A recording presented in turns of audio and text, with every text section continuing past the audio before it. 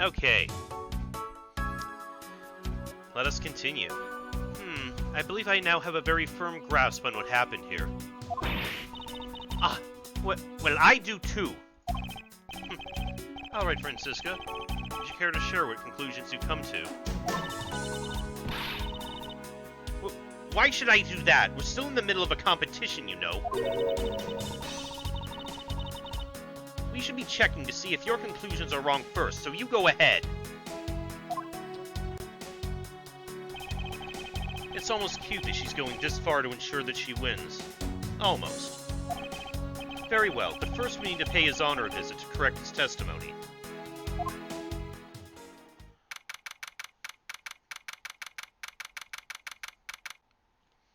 Okay.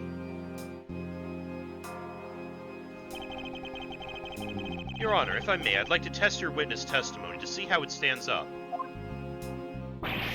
Do you doubt me? Am I your new suspect? In a sense, I suppose you could say that. Even you, a judge, is nothing but a common witness before a von Karma. Silence in the courtroom! Silence, I said! Mr. New Prosecutor, recommended by Manfred von Karma and his genius... Yeah. You bit your tongue again, didn't you?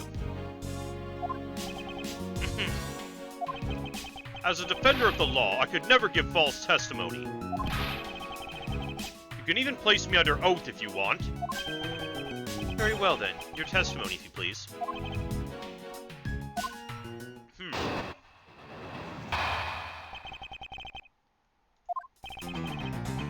During the recess, I went to the restroom.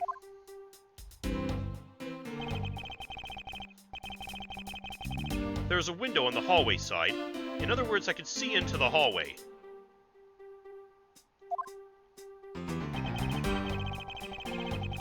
As I entered, I saw that detective buying something from the vending machines.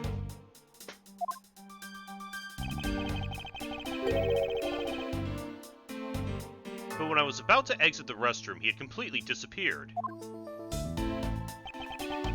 A detective that goes missing while on duty? That sounds mighty suspicious to me! Your Honor, can you please try to remain calm?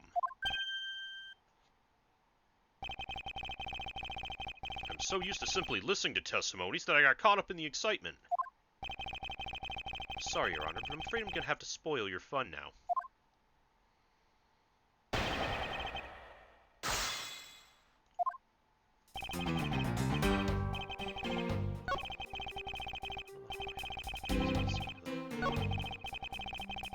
Buying something from the vending machine. Hold it!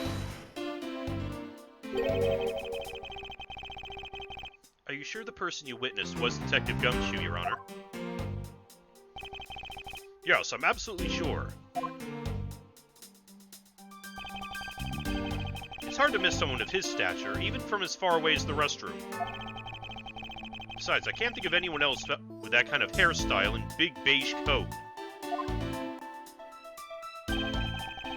Well, I was simply wondering if you were mistaken in what you saw.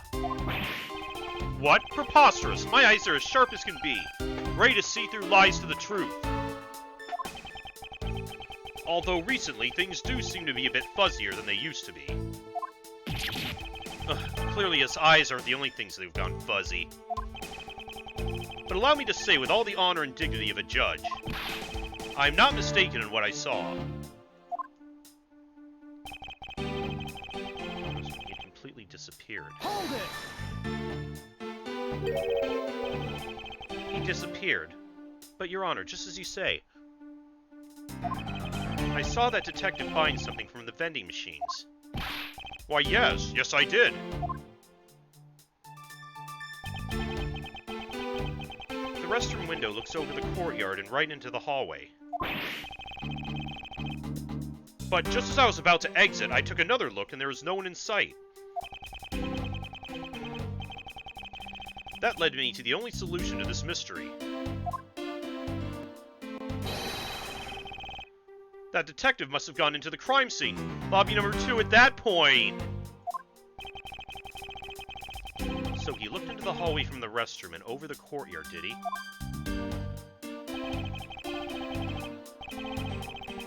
That sounds mighty suspicious to me. Hold it! Your Honor, I ask that you please remain calm. No. I'm perfectly calm. You're being anything but perfectly calm. It appears that His Honor could not have mistaken what he saw. I suppose so, given his line of sight. However, Francisco, why do you suppose our lines of sight are so different? If you're referring to my height, can't you hold that whip still for just a second?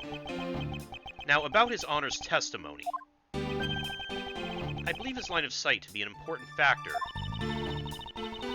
If it's that important, why don't you hurry up and tell him already? I will, but there's one more thing I need to do if I'm to correct His Honor's testimony. I'm going to need to retrace Detective Gumshoe's movements.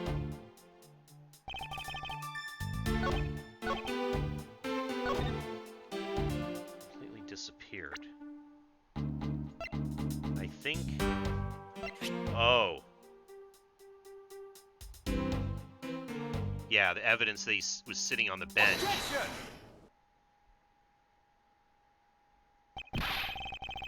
What was that finger wag for, Mr. Edgeworth? And don't you know it's rude to shout objection while someone's giving testimony?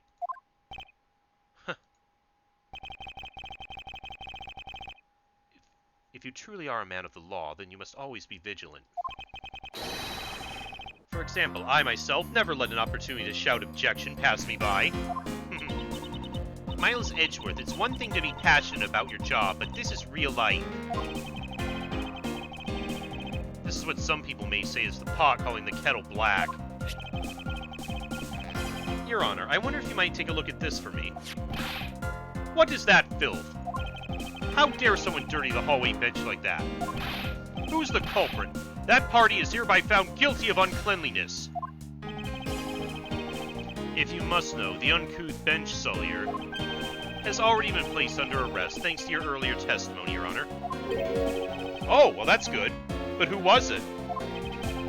We were able to discover something from the smudge on the bench. Namely, Detective Gumshoe's fingerprints.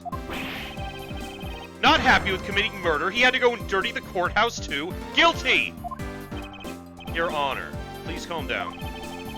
While it's true the detective is the one who made the mess on the bench, we have not yet established that his actions related to the double murder. What do you mean? I believe the detective bought a pack of Swiss rolls from the vending machine. And then promptly sat down on the bench to eat one.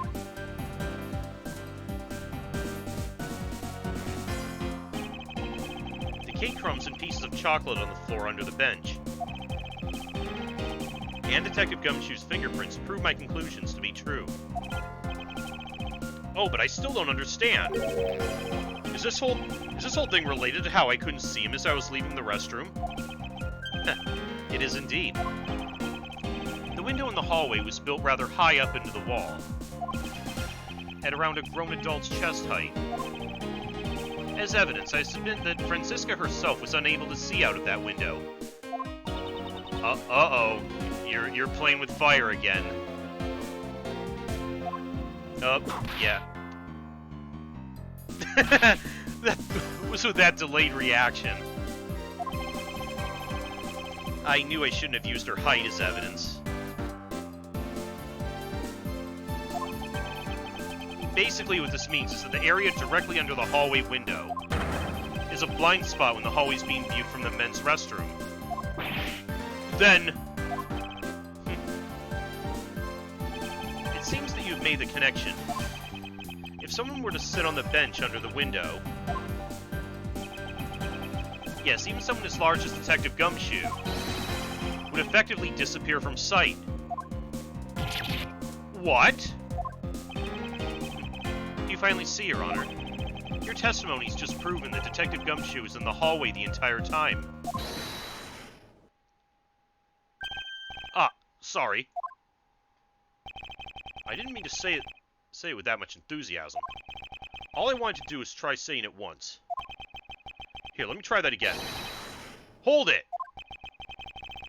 Is there something of value that you'd like to say? Yes, actually there is. I remembered something else just now. Mr. Edgeworth, please allow me to testify to the court one more time. Even if we overruled him, he would just keep on talking, wouldn't he? That might not be a bad thing. The more info, the better in a perfect investigation, right?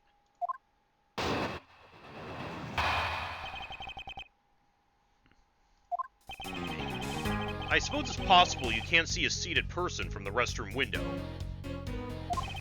However, that doesn't mean the detective was sitting there when I looked.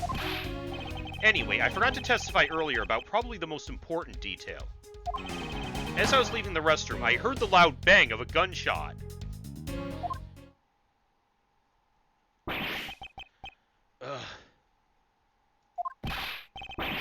How is that? That's the testimony of one who judges the crimes of others. Your Honor, could you try to state the important facts first next time? I agree. Before you go around judging others, you should learn to judge your own words. I'm sorry. Honestly, I thought that sound was just a noise popper until just now. Yeah, he did mention that earlier. Now that he mentions it, right before we restarted the trial, he did talk about that. By the way, was there someone celebrating a birthday during the recess? I could have sworn I heard a popper going off. Come to think of it, the other day with my grandson... The most critical point in the argument is when did the judge look into the hallway? And whether that lines up with when the gun was actually fired. Your Honor, if I may, I'd like to clarify a few details in your testimony.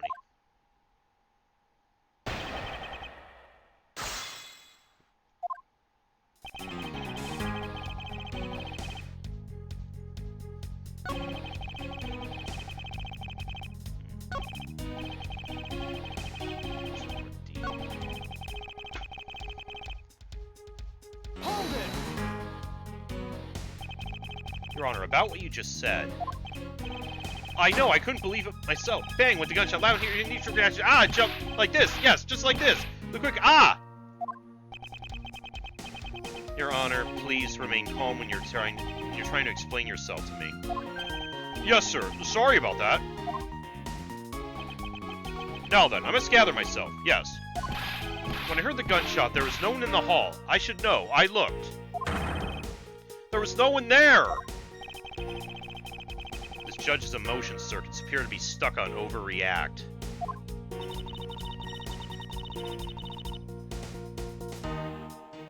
At this point, nothing stands out to me as a contradiction in his testimony. Francisca. If I'm correct, this testimony is hardly precision quality. I know that. And that's why I said at this point. I think my first line of attack will be to draw more information from His Honor.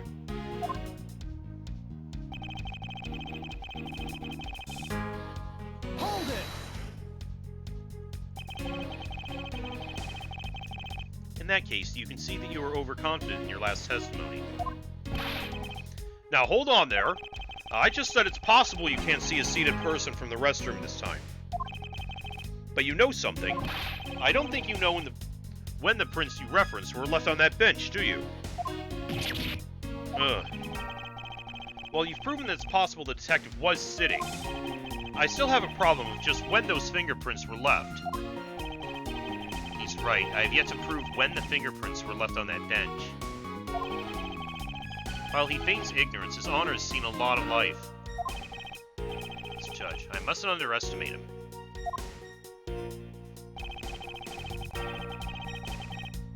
Hold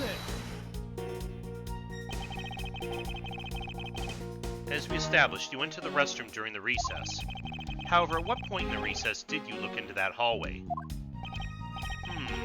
After I called for a recess, I handled a change of prosecutor paperwork. Maybe about 20 minutes until we reconvened. Yes, that sounds about right. Oh, wait. Just as I expected. What were you expecting? Oh, and I demand to know what that all-knowing smile is for. Your Honor, that statement you made just now is very important. I'd like for you to amend it to your testimony. Alright, if you insist. Let's see, I looked into the hallway about 20 minutes before we were to reconvene. But... okay, Bad said that he heard the gunshot right before they were to reconvene. Yeah. Objection! You're on... I cannot allow you to make an objection. What? Your Honor, I'm really sorry, but I cannot allow you to not allow me to make an objection. Gaz, I've been overruled! Your Honor, there are simply too many holes in your testimony for my taste. What do you mean by that? You claim that you heard the gunshot during the recess, but that's simply not possible. Mr. New Prosecutor, recommended by Manfred von... Ah! Instead of biting your tongue, why don't you bite... Yeah! I see you have no mercy for the elderly either, Francisca. Don't talk back to me unless you want to be whipped in the back. Oh, kinky. With your height, you need a stepladder or four to accomplish that. Mr. Edgeworth! My ears are not that far gone yet, I'll have you know. I can still hear just fine. And I heard the sound of a gunshot loud and clear with my own 2 ears. Your Honor, I have here an interesting bit of testimony. It's from Detective Bad. And according to him, he heard the gunshot right before the trial was about to start again. What did you just say? Your Honor, you just said that you heard the gunshot about 20 minutes before we were to reconvene. How do you explain this glaring contradiction? That can't be! Unfortunately, that's the truth. But I heard it clear as day. Bang! The loud sound of a gunshot. The sound of the gunshot. We keep returning to this point of contention. And that piece of evidence, I always did wonder why I found it where I did. However, now I understand what that gunshot the judge heard really was. Oh! Unfortunately, Your Honor, this is what really produced the gunshot you heard. The balloon popping. Take that! I found this object in the hallway earlier. What is that pink substance? It may not look like this. This is actually a piece of a balloon. I see. And I suppose you'd like me to accept that pink balloon into the court record. Your Honor, I present this piece of evidence in order to overrule your testimony. What? Your Honor, your argument goes as follows. You saw no one in the hallway when you heard the gunshot. Now, there's no guarantee the detective was sitting on the bench at that time. Therefore, you believe he must have been at the scene of the crime, defendant lobby number 2. Am I correct? Yes, that's exactly right.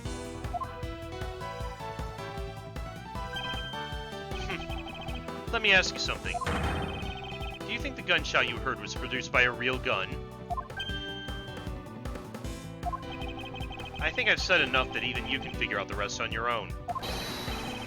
Your Honor, you were fooled by the popping of this balloon into thinking it was a gunshot, which he first thought was a party popper. What matter of trickery is this? That was a good effort you put forth, Miles Edgeworth. But if it was me, I'd have wrapped this thing up before the judge even testified. Care to elaborate on how one ends something before it even begins? Well, to be honest, I did think the sound was a bit off from a real gunshot sound. But who could have guessed that someone would pop a balloon in a place like this? It's true. One doesn't usually think balloons in conjunction with courthouses.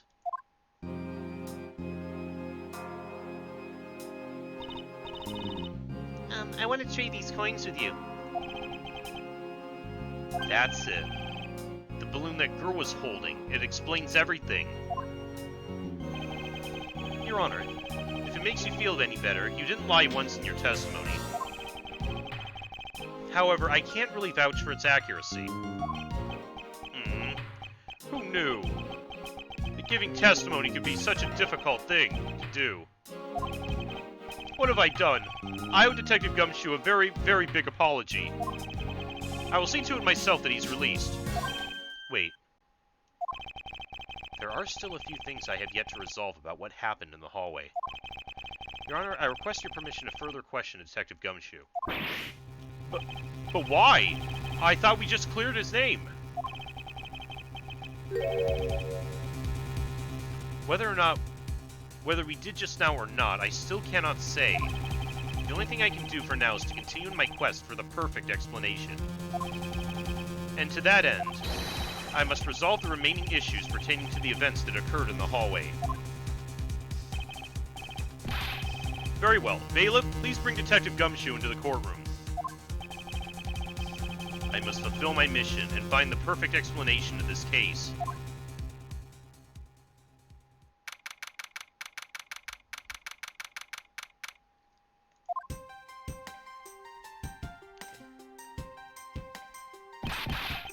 What is it now? Is it time for my trial already? I've already told you a gazillion times, pal! I didn't do it! I'll be the judge of that, Detective Gumshoe. No, you won't. I'll be the judge of that. No, I'm the judge around here, and I'll be the judge of that. Why can't you guys be a little less judgmental? Yes, well, speaking of hasty judgments, Detective Gumshoe, I'm afraid I must apologize for an error in judgment on my part. Your Honor, I don't believe you should apologize just yet. We have yet to prove he's completely innocent of his crime. Of this crime. I guess so.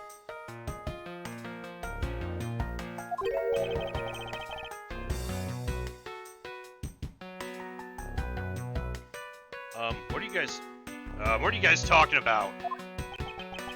In any case, I would like you to testify as to your actions while you were on guard duty. And please remember, you're not on trial. This is all just a part of the investigation. As such, you may still be found to be innocent. However, if you should give false testimony... Yow! My whip will object, loud and clear. If you're found to be lying, you'll be held indefinitely. Understood? I gotcha, pal. Thinking back on the state of the crime scene and the judge's testimony, it's obvious that Detective Gumshoe is lying. And if I can't break his lie, we may never get a break in this case.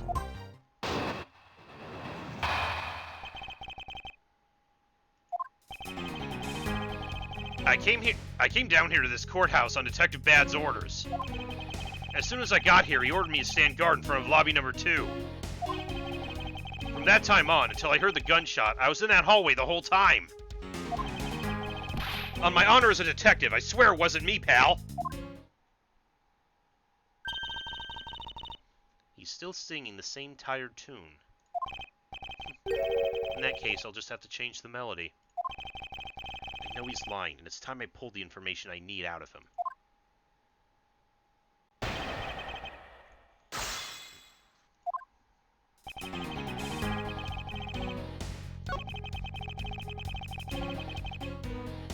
Hold it! And by he, you mean Detective Bad, of course. And this being my first time at this courthouse, he also walked with me up to the third floor hallway in front of the defendant lobbies. And did you meet anyone along the way? Well, just as we entered the hallway, we ran into Miss Yu. When he heard from Miss Yu that Mr. Faraday was not to be interrupted, that's when Detective Bad told me to stand guard in the hallway, pal. So far, Detective Gumshoe's testimony is matching up with Detective Bad's.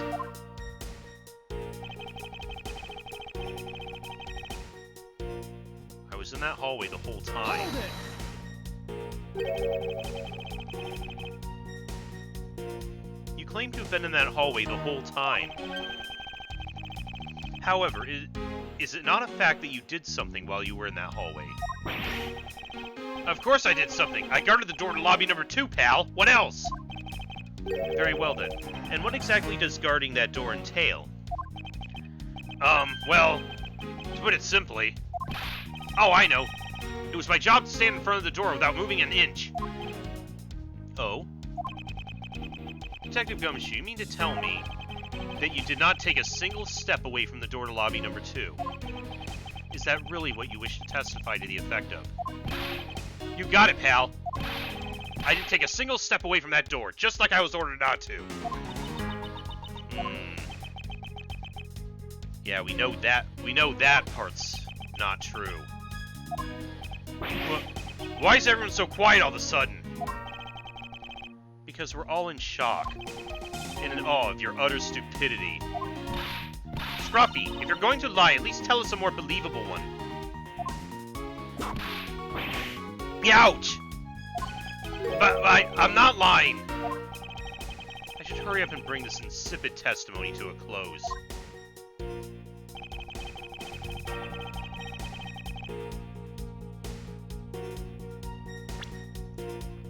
Oh, you didn't, did you?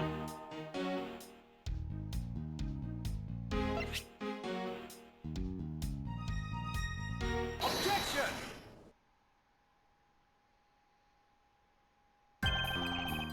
I have an objection. What is it, pal? Detective Gumshoe, I wonder if you might recognize this from somewhere. Hey, it's one of those things. The courthouse special Swiss rolls, right, pal? Precisely. In that case, I suppose that you also recall the sullied hallway bench. Hey, you know what? I think it was probably me that did that. Detective Gumshoe, you know you can't go around dirtying up the courthouse like this. You inconsiderate, slovenly pig!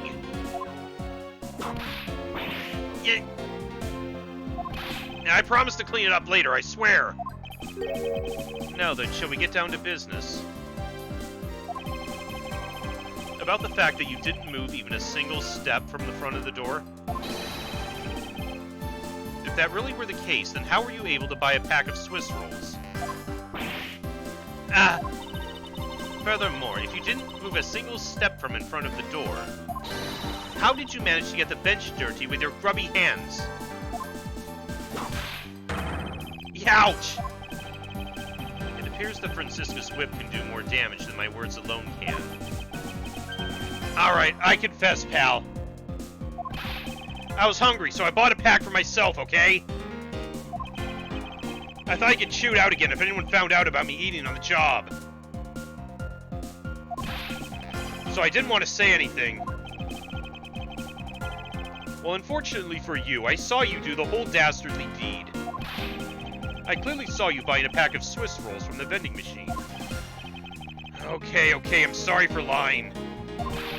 That's all I'm sorry for, you got that? Because I'm not holding anything else back. That last statement may sound like it makes sense. However, there is something I don't quite believe about it. Are you sure you're not withholding further information from us? Huh? Of course not. I got nothing else to hide, pal. Oh, if only that were true, Detective Gumshoe. But it is true, pal. I swear, there's nothing else. Detective Gumshoe, I'm sure you're aware of the price of the pack of Swiss rolls, correct? Huh? Remind me again, pal.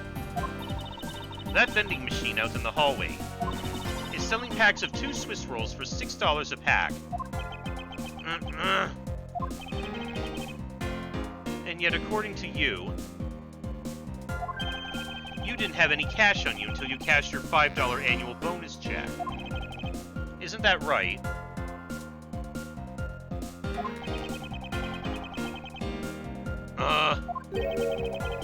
Let me ask then, how did you manage to purchase a pack all by yourself?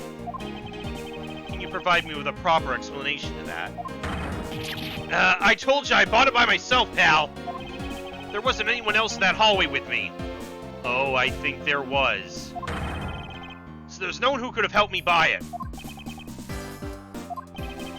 Wait, don't tell me. You got some kind of proof there was someone else in the hallway, don't you? Correct.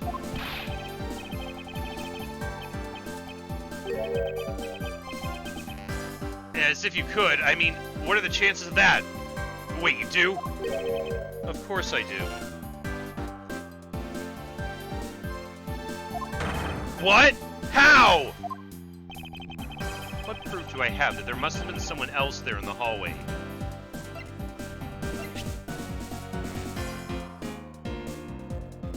Right. Take that! Hey, you showed that to me not 2 seconds ago, pal.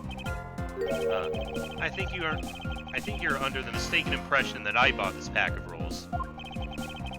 Wait, if you didn't buy it, then that means you must have stolen it, you thief! Well, I would never do such a thing. All you liars are the same. You start out as thieves. You're under arrest, pal. I believe you meant to assert that all thieves start out as liars. In that case, what does that say about you, detective? Yeah. This particular Swiss roll was dropped by a certain someone. Oh? There were 2 rolls in this package.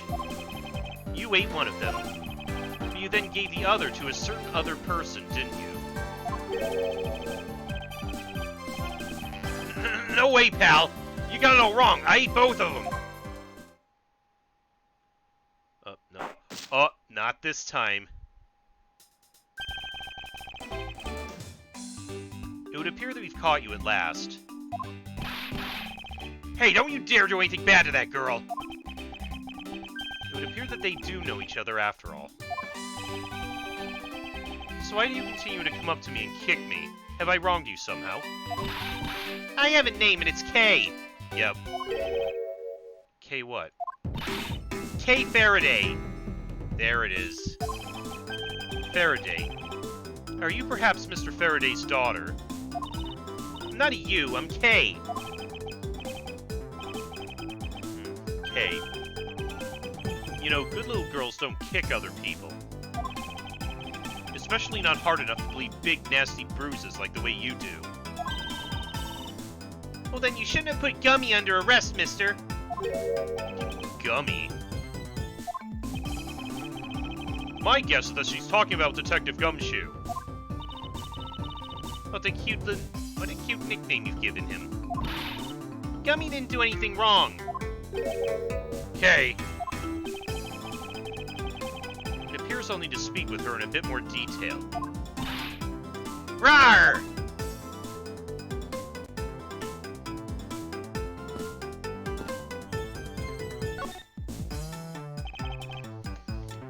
Now then, Kay.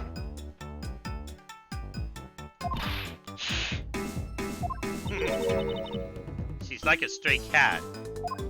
I wonder if I should feed her something. I guess we'll give her the Swiss roll we found that she dropped then. Take that! Okay, I promise to give this to you if you calm down. Oh, a Swiss roll! It really belongs to you though, doesn't it? Yeah, I was saving it for Daddy.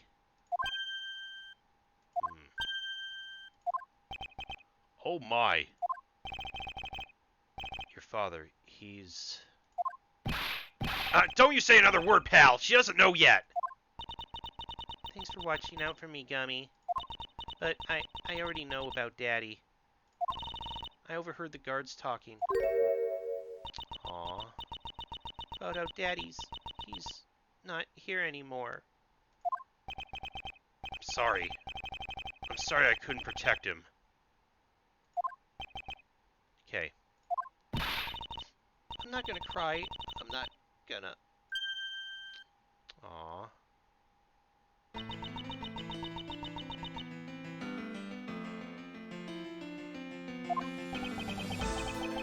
It's alright, let it all out. Your father just passed away after all. I myself was also involved in a case at this courthouse when I was a young child. Ah yes, Edgeworth can relate. A case in which my father, who was a defense attorney, passed away. All of my dreams of becoming a lawyer were crushed into fine ash on that nightmarish day. Even now, the wound festers deep in the depths of my soul. Ever since that incident, I've dedicated myself to locking away every criminal I can. And now, to have this happen right in front of me.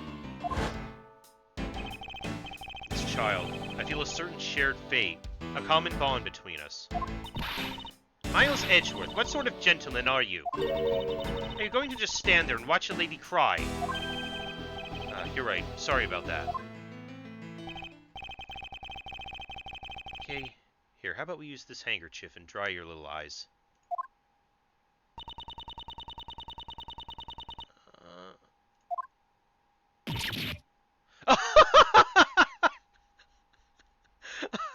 What the? Not that! My cravat, don't blow your nose on that!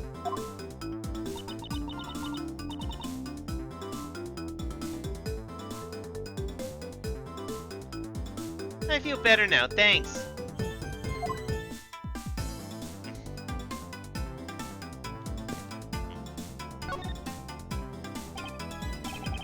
Okay, are you gonna be alright? Yep, I'm already right. I'm already alright. Somehow I highly doubt that, but I'm not gonna push it. I promised Daddy I'd never cry in front of strangers. You're a good kid, aren't you, Kay? You always keep your promises, right? That's right. Even if I can't see Daddy anymore, I'm still gonna keep all my promises. You're a very brave girl, Kay. You're a very good child for keeping the promises you made to your papa. I'll even testify that you didn't cry, just for you. Thank you very much, lady. It's nothing. I'm only telling the truth, after all. It would appear that because her father was a respected prosecutor, Francisca's sympathetic to Kay's feelings.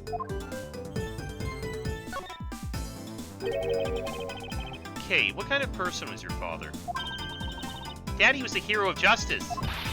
His job was to catch all the bad people in the world. So to you, a prosecutor is a hero of justice, huh? I suppose we are in a sense, as we are the ones who seek guilty verdicts for criminals. Plus, you know what? Whenever I came to the courthouse, Daddy would buy me my absolute favorite treat, Swiss rolls. Oh. I want to be a hero of justice someday, just like Daddy. So I've been working really hard. I see. And what have you been working hard on? I've been working hard to keep all the promises Daddy and I made together. A promise notebook. May I take a look inside, Kay? Sure, okay. Appears to be an exchange diary of sorts between father and daughter. Mr. Faraday's writing Conway's sense of the kind of man he was. This little notebook just might come in handy later. Oh. Thank you for showing it to me, Kay. I hope you'll continue to work hard and become a hero just like your father. I'm gonna try. Hey, Kay, so I'm a detective that catches the bad people, right? That makes me a hero, too. Yeah, you're really cool too, Gummy. Yeah, aren't I, Kay? What is with the two of them? I hand down verdicts of justice, so that makes me a hero too. Yes, and thanks to your oh-so-heroic testimony. You almost painted that detective as a vile criminal and sent him off to jail. I'm really sorry about that. Gummy's not a bad man, okay? And that poor judge, he's being treated like a vile criminal rather than a hero of justice. It appears that you and Detective Gumshoe are good friends, Kay. Yeah, we're friends. In that case, would you mind telling me a little more about him?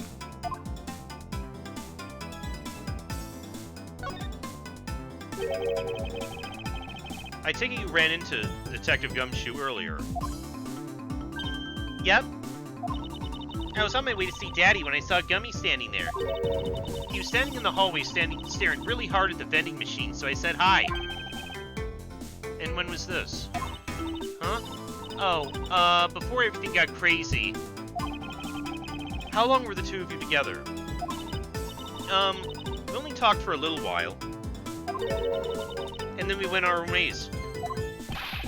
That's right, pal. Kay and I only talked for a little while, and that's it. Oh, which means... we've now confirmed that Kay was in the hallway during the recess, is that right? You got me! I told you to stop picking on Gummy, mister! Very well, then. I'll just have to speak with a good detective in private later.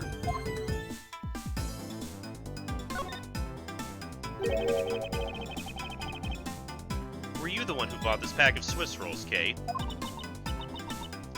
Well, I didn't really have a lot of money. And I somehow made $1 out of all the pennies and quarters I had. Yeah.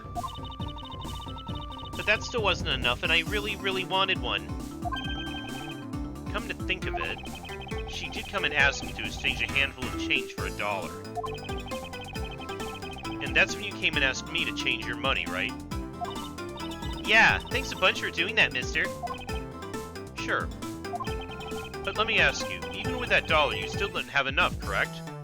Right, but he had $5. That's why... Hey, if you bully Kay anymore, I'm gonna have to arrest you, pal. Need I remind you that you're the one already under arrest. Yow! I sense the Kay is gonna be less than forthcoming with this question.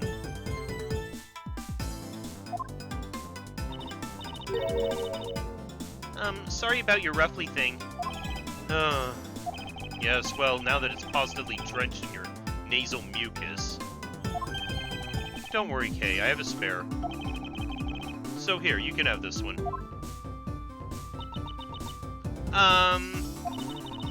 But Daddy said, never take things from a stranger. Ah, it's one of the promises you made in your promise notebook, correct? Yeah, look, see? It's right here on this page. This one. Never take things from a stranger, never go anywhere with a stranger. Alright then. I'm not giving this to you. I'm merely allowing you to borrow it. You take it home, wash it nice and clean, and then give it back to me next time we meet. Okay, Daddy never said I couldn't borrow things from strangers. Ooh, but I see there's...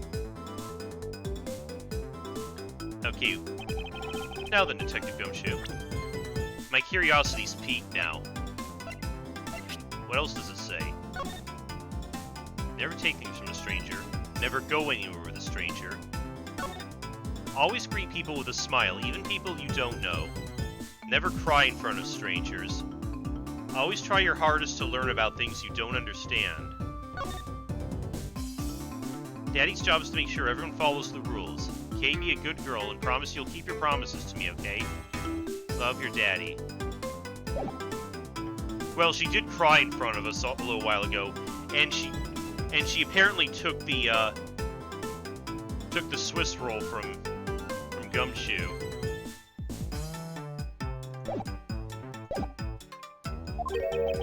Uh-oh. I believe it's now crystal clear that you were with Lil Kay in that hallway.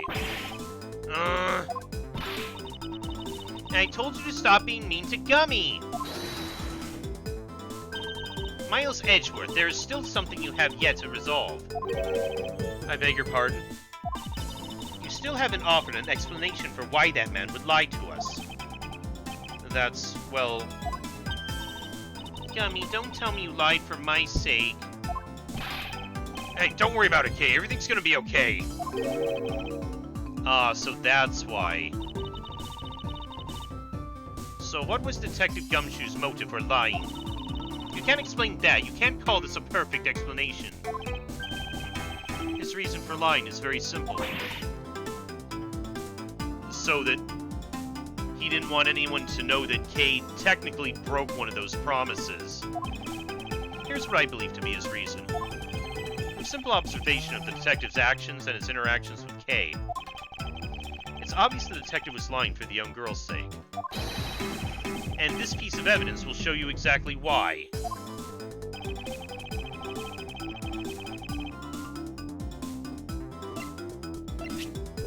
Take that! Mr. Faraday in Kay's promise notebook. How does this explain anything? Take a look at this page. It's clearly written that Kay should never take things from a stranger. When Detective Gumshoe heard about that promise, he tried to cover for Kay. What a foolishly foolish fool's fool of a foolish reason for a fool! Yow! Gummy, you lied because of me, didn't you? Because I'm your friend, Kay, that's why. Gummy. At long last, Detective Gumshoe, can you please tell me the whole truth now? Guess there's no beating you, huh, pal? Okay, I'll spill the goods. I've been standing guard for a while. I was getting really hungry and that snack vending machine was taunting me. But all the cash you had on you was $5 and that wasn't enough to buy anything, right? After all, the cheapest item in that machine is a $6 pack of Swiss rolls. Yeah, but then like an angel from heaven, Kay showed up. I was thinking about sharing a snack with Daddy, so I wanted to buy a Swiss roll. But I only had about $1 in coins. So we pooled my $5 and her $1 together. And bought a pack of Swiss rolls together. But I was worried about breaking one of my promises. So then Gummy said, Mr. Faraday's one scary guy when he gets mad. Don't worry, you won't get in trouble if I don't tell, right? Besides, you bought it with me. So you didn't really get it from me, you know? He told me it'd be okay. And he gave me a whole roll to save and give to Daddy. The whole roll? Oh, okay, yeah, the one. Give to him. Who knew that Scruffy could be so considerate? Indeed. Detective, I take it that you then sat on the bench and ate the rolls together. Yeah, we split the other roll and ate it right then. The sweet taste of that cake's chocolate. I'll never forget it as long as I live, pal. Anyway. Kay, I believe this also belongs to you. Yeah, that was when she popped the balloon on the cactus. Oh, that's from the balloon I popped. It's bad manners to leave garbage lying around, Kay. I'm sorry. Well, I guess I can't blame you for not throwing this one piece away.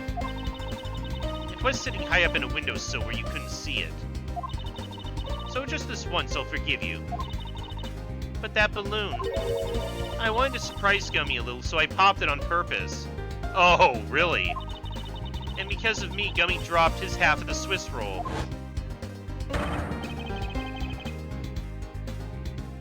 Oh, wow, you really got me there, pal.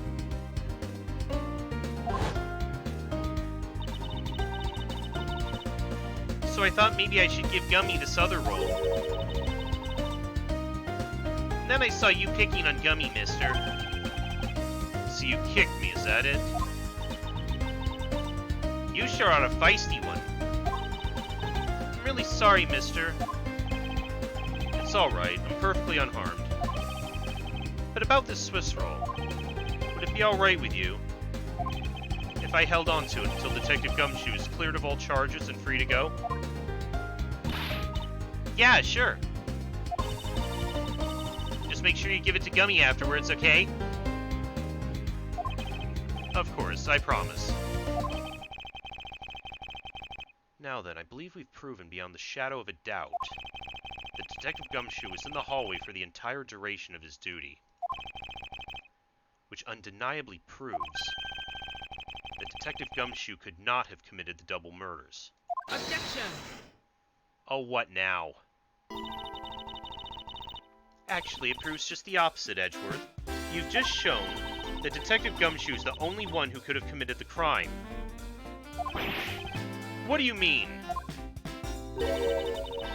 It's quite rude to eavesdrop, Miss Yu.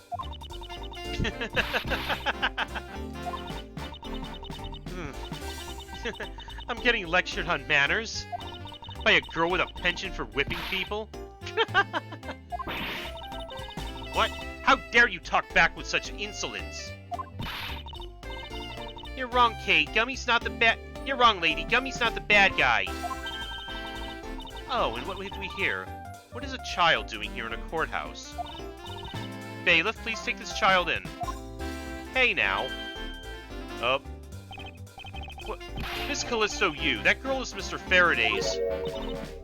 I know. So what? You think that just because she's the victim's daughter, she gets to just run wild all over the crime scene? I think it's actually quite dangerous for her, to speak nothing of getting underfoot. I suppose you're right. However, as long as we're in agreement on that point, let's get back to the real issue at hand. Now then, Detective, you were in front of the door to lobby number 2 the entire time, correct? Yeah, but... You see? Isn't it obvious that it could only be the detective? He is the only person who could have gone to lobby number 2 at the time of the murders. Ugh. I have no counter-argument again to that. Don't worry, I've already put in the necessary paperwork for his formal arrest. But the investigation is far from over. Oh, that's right, I was going to speak with you about that. Don't you think it's reckless to talk to the suspect out in the open without a guard? I suppose it is. Well, as someone with more experience in law than you, allow me to share something. Always keep a good eye on a criminal, or you may regret what comes of your negligence. Oh, Miles, I can't believe you're letting this woman lecture you like this. This is unforgivable as a disciple of Von Karma. Down, Tigress. Now then, I'll be looking forward to the results of your investigation.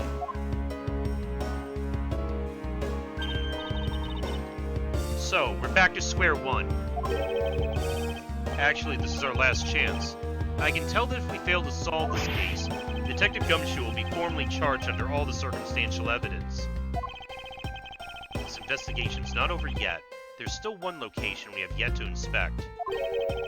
Where Detective Bad and Miss Yu were at the time of the crime. Lobby number 1.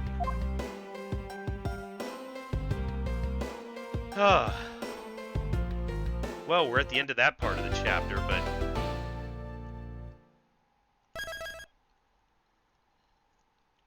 but I don't think I'm gonna start the next section. I think I'm gonna call it a night for now. I'll be back with this hopefully on Saturday. Tomorrow again, though, is Final Friday, where I hope to finish Final Fantasy 1 and hopefully start Final Fantasy 2. So look forward to that. Have a good night, everyone, and I'll see y'all later.